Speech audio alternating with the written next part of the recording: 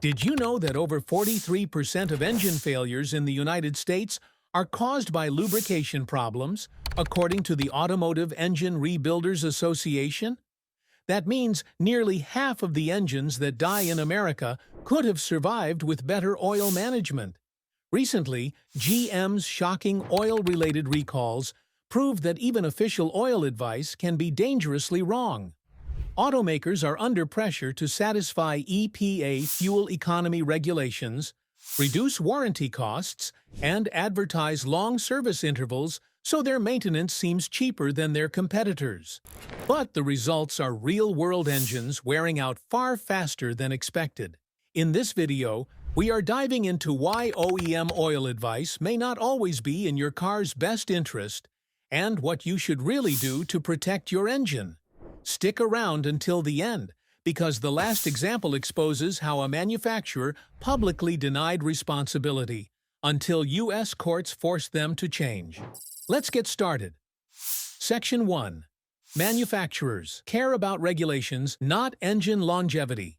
Car manufacturers are relentlessly judged by government fuel economy regulations, especially under the EPA's CAFE standards, which fine automakers millions if their fleet doesn't meet fuel targets. To squeeze out extra miles per gallon, companies recommend thinner oils like 0W20 because thinner fluids generate less friction. However, studies done by the Society of Automotive Engineers show that extremely thin oils reduce protective film strength at high load. While cars pass tests in controlled labs, engines in places like Texas, Florida, and Arizona experience heat soak and idling, which dramatically increases oil breakdown. Automakers know engines will last just long enough to clear warranty obligations, which averages only 3 years or 36,000 miles in the U.S. The moment you cross that line, the responsibility becomes yours, not theirs. Section 2. GM recall. Oil advice backfires hard. In one of the most eye-opening examples, GM recalled hundreds of thousands of vehicles because their oil life monitoring system allowed intervals so long that timing chains in engines like the 2.4-liter Ecotec suffered accelerated wear. Thousands of owners experienced rough idling, misfires, and excessive oil consumption, even when they followed OEM advice perfectly. GM ended up settling lawsuits. Courts acknowledged that real-world driving such as dust, heat, and short trips kills oil faster than the algorithm assumed. The company was forced to update software, shorten intervals, and cover repairs for many affected vehicles. This recall is a warning sign. Following OEM advice doesn't guarantee long engine life. It only guarantees compliance for warranty calculations. Section 3. Long oil intervals are marketing weapons. In the U.S., Honda, VW, and Mercedes proudly advertise 10,000 to 15,000-mile oil intervals to appear cheaper to maintain in J.D. Power reliability surveys. But Oil Analyzers Inc. found that after 7,500 miles, total base number drops rapidly, meaning oil loses the ability to neutralize acids. Meanwhile, moisture contamination and oxidation spike dramatically past that point in engines used for short trips. Dealerships love long intervals because fewer visits reduce warranty payouts, but when sludge forms at 90,000+ miles, the cost is fully yours. By stretching intervals, manufacturers artificially reduce the cost of ownership metric, making their brand look cheaper than competitors. It is brilliant marketing and terrible for engine bearings and piston rings. Section 4. Use only dealer oil is a profit trap. Dealerships often insist on specific OEM-branded oils, claiming they are chemically superior.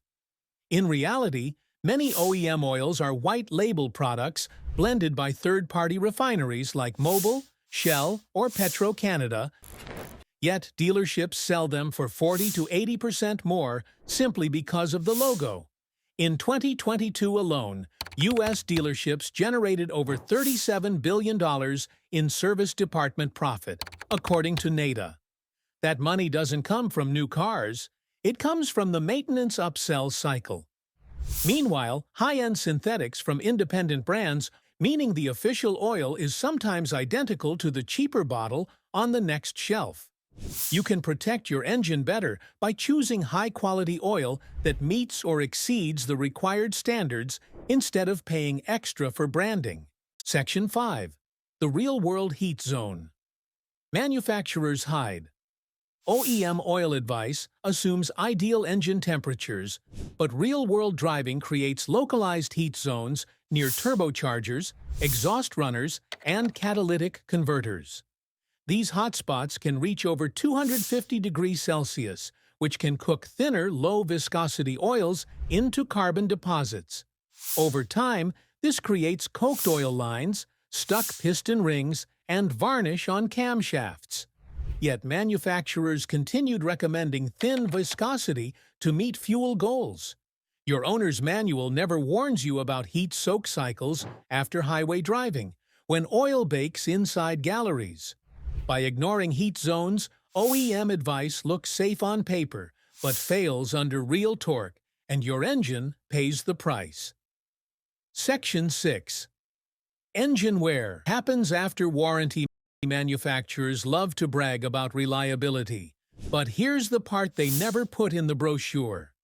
Their responsibility ends the moment your warranty expires. After that, you're on your own.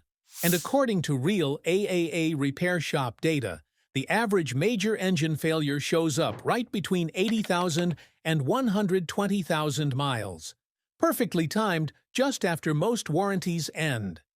This is when stretched chains, worn cam journals, and oil-coked rings become terminal. By that time, many owners shrug and blame old age rather than bad oil advice. It is no coincidence that engine failure accelerates long after your coverage expires. Thick enough, detergent-rich oil could delay these failures by tens of thousands of miles, but it would cost the automaker slightly more per year on paper. If you follow certain OEM oil advice blindly, you are unintentionally feeding that cycle. Smart drivers break that cycle with smarter maintenance because relying on the warranty mindset is exactly how engines die early. Section 7.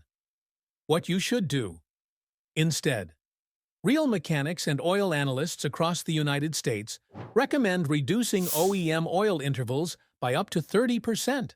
If your manual recommends 10,000 miles, change your oil at 6,500 to 7,500 miles instead, because this practice dramatically lowers acid buildup and oxidation. Always choose oils that meet ACEA or high-performance European certifications because they offer stronger detergent packages. If you live in a hot climate, idle in traffic, or do short trips, consider stepping up one viscosity grade, like 0W20 to 5W30. Always use high-quality filters with synthetic media, because a long-life oil means nothing if your filter can't keep up. These small changes dramatically slow internal wear. That's all for this video. At the end of this video, I want you to say that your car manufacturer isn't designing oil recommendations to get you to 300,000 miles. They are designing them to reduce emissions, satisfy government regulations, and keep costs low while the car is under warranty. The GM oil-related recall proves that even the most official-sounding advice can be dangerously wrong in the real world. Maintain smarter, not blindly, and your engine will reward you long after the dealership stops caring. See you in the next video.